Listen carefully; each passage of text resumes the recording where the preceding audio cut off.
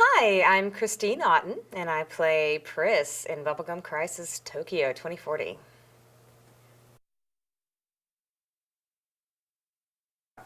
Hi, I am Hillary Haig, and I play Nene Romanova in Bubblegum Crisis 2040.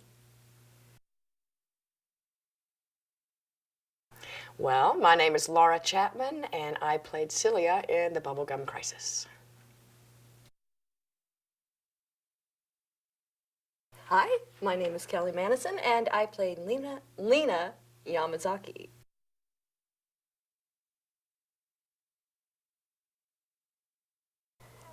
Bubblegum Crisis is a very special show to me because it is one of the very first shows that I had a large part in and got to carry from beginning to end and develop a full character. And it was also one of my first experiences working here, so it's a very, very special show for me, and I know it backwards and forwards. It's one of the few shows I've worked on that I can converse about, different boomer models, But what I remember most about working on the show is trying to use that show to find out how to do this, to find out how to be a voiceover actor and how to portray a character through my voice with depth and meaning. My experience was always on stage or on film, where you have your entire instrument. And so this was my first foray into using my voice only. And I remember most long hours of kicking myself, going, I'll never learn this, I'll never learn this. And Matt Greenfield, the director, was very patient with me and helped me through it. And so Bubblegum was my learning process for this whole great world of voiceover for animation. It's and I also remember the songs. I'm an okay singer, and I did have a vocal coach helping me with the songs, and I remember feeling a little outgunned when it came to working on the songs, but I had a lot of help, and I think they came out okay. The thing I remember most about working on Bubblegum Crisis is probably all the screaming and yelling and losing my voice. That was the first show I'd ever worked on, and I don't think I was expecting to have to yell so much, and it was always like louder, no louder, no louder. So I think that's what I remember the most, but it's been a while. Well, I remember it took a long, long time. There were a lot of sessions and seemed to be a lot of screaming and yelling a lot, which was kind of fun in some ways, work out some of that extra energy. And I just remember it took a long time, which was good for me. The thing I remember the most about Bubblegum Crisis is how cool it was. It was like Christmas being cast in that show. And every time I come in to record, it was really cool because I get to fly and, fight and be really tough and stuff. So that's what I remember the most.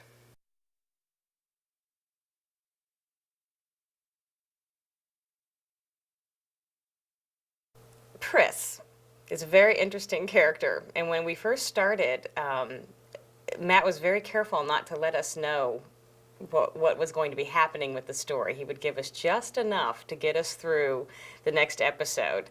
And so my opinion of Pris is probably very similar as each episode goes through, is probably very similar to what people watching would be. At first I think, man, she's awfully aloof, and she's awfully cold, and I wonder what's going on with her, and she's very mysterious. And as the character reveals itself throughout each episode, I learn a little bit more about her, and I start to understand that she's got a history and a past, and she has a lot of very deep feelings that inspire her to do what she does. And where I first started out, not knowing quite what to think about her, by the end of it, I was completely in love with her. I completely loved this woman and could understand everything that she did and the reasons behind all of her actions, and she'll be with me for the rest of my life. Did my opinion of Nene change from the beginning to the end? I don't really remember what my opinion was. It was just such a neat experience. It was the first time I'd ever done a show like this.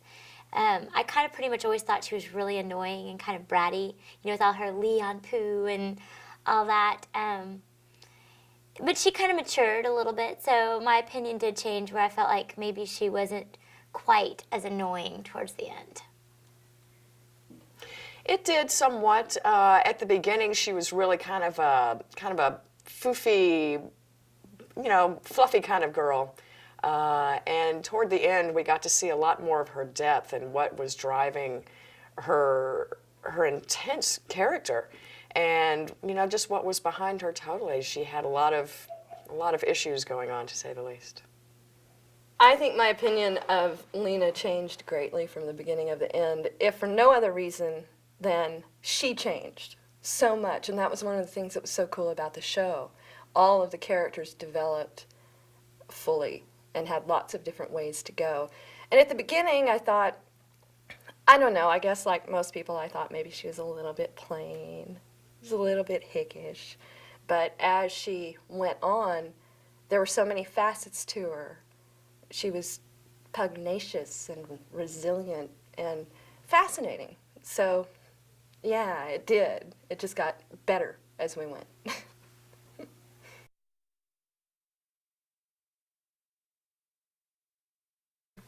Since Bubblegum Crisis was one of my first series here, and that was about 6 years ago, my approach is definitely different now than it was when I started. When I started, I came from a theater film background where you take an entire script from beginning to end, dissect a character, find out every one of their motivations, and you work very intensely on how that character develops and progresses and moves. And throughout my years since Bubblegum, I've changed how I work on anime a little bit. It's very different than working on theater, and it's very different than how I approached Bubblegum. In that, one, I'm a lot more comfortable with the process. I'm a lot more comfortable with catching the flaps, and getting my timing down, so I'm not so concerned about that. So that part of my brain is now free to work on the spot character. And I like to approach the scripts a little more fresh now.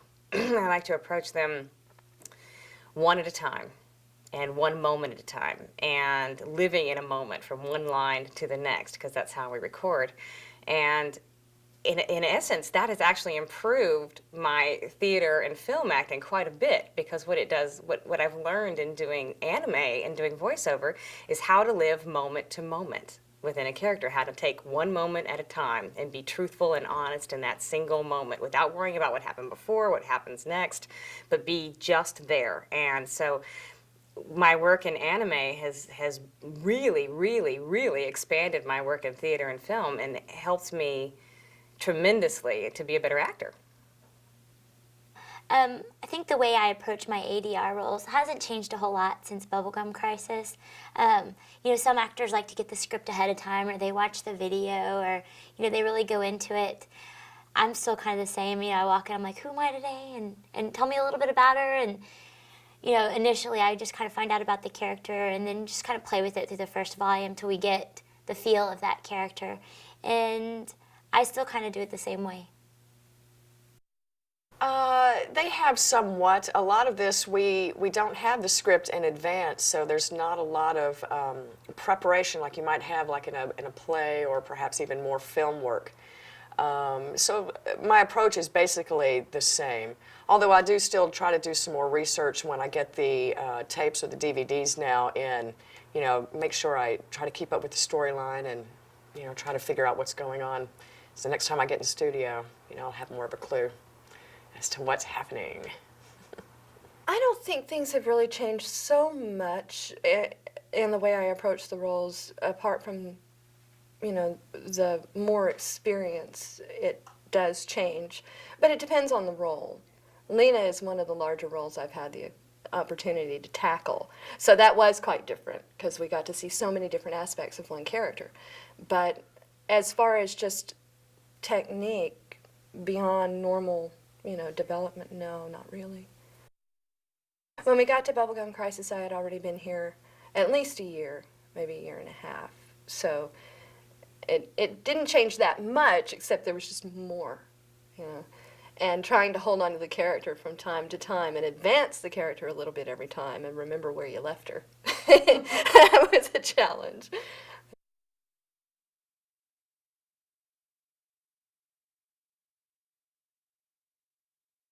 When I started working on anime, I think my first show was Compiler, White Compiler, or Fraulein Princess Yuna Returns, one of those two, and then Bubblegum Credit. I didn't know what anime was. I had no idea. Anime was Speed Racer, which I guess technically is anime, but I really didn't know what it was. And I am a completely anal retentive person, and I have to know everything about what I'm doing. So as soon as I got Bubblegum, I just went intensive into studying what this is, what the phenomena is, what it's about, the fans, what they like. I frequently go to the boards and to the forums to get ideas about what people are thinking about shows and what shows they like, what characters they like. And so my thoughts about anime have changed simply because I know about it now, and I have become a huge fan. And it's really wonderful because I was always a big sci-fi fan growing up, and I read Asimov, I read Heinlein, and I was just a really huge sci-fi fan. And so to find a new avenue that takes that just a little bit further. Plus, another thing I like about anime is it's every genre you can find, every kind of story you can find. It's not just one specific genre. It's you can find everyday stories, everyday life stories. You can find sci-fi, you can find fantasy. Anything you're interested in, you can find in anime. And I just love it. I think it's really wonderful. And that's been something that this has given me, is a new thing to be a fan about. So yeah, I'm a fangirl.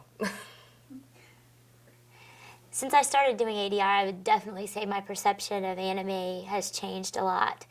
Basically because I knew nothing about it.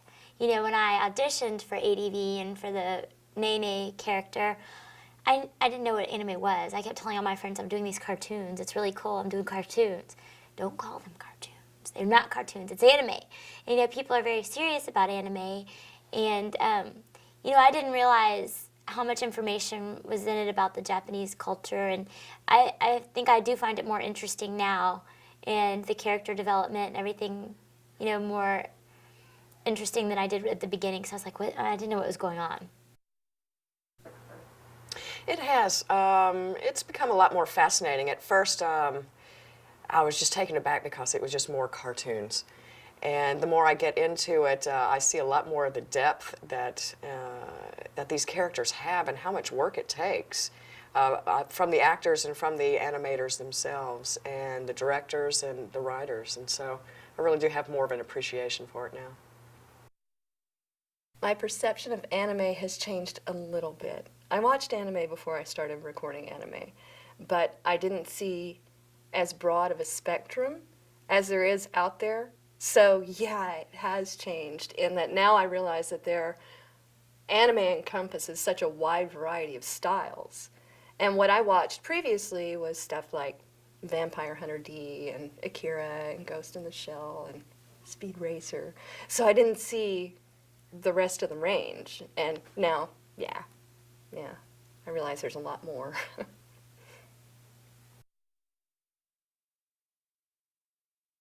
Boomers, bane or benefit? Well, if I was Pris, I'd have to say bane. But looking at it, taking it aside a little bit, I think the boomers, it's not their fault. They can be a benefit. But as with any creation, it can turn on its creator and become a bane. And it's not the creation, it's how that creation is used. So is it Mason? Is it Quincy? Is it who is in control? So I would have to say benefit if used wisely, bane if they grow a consciousness and turn on the creator. I have to clean my house tomorrow, and I think that having a few boomers around would be a big benefit. I don't do windows, so I really need somebody to do my windows.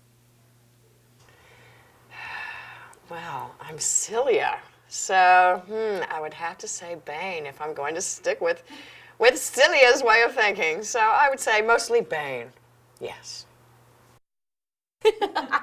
Can I say they're both bane and benefit?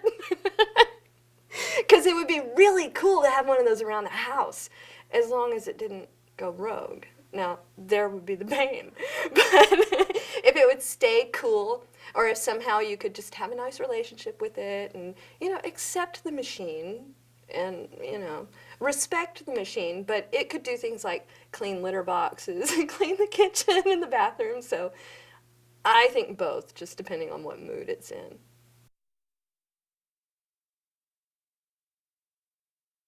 I would just like to add, I'm really looking forward to this release of Bubblegum Crisis. I'm glad it's coming back. I'm glad it's getting a new mix. I'm really excited to hear the new songs, to hear how they sound.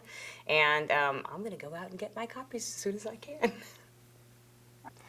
I'm just kind of sad that this is it. I mean, it was so long ago that we did Bubblegum Crisis, and it's been kind of fun to revisit it with the release of the DVDs. And it's kind of bittersweet. That's it. I think they did another one, Parasite Dolls, but they didn't have the same characters, so that's the end of Nene. Sad. No, I'm just joking. Just like to thank all the fans for watching us, and really hope they're enjoying it. I'm glad we've had a chance to come back and do commentaries and interviews for this show, because having an excuse to go back and watch it again, not that it's necessary, but time constraints, having a reason to go back and watch this show again was great, because it's such a beautiful show. And I loved working on it, felt privileged working on it, and I hope they make more.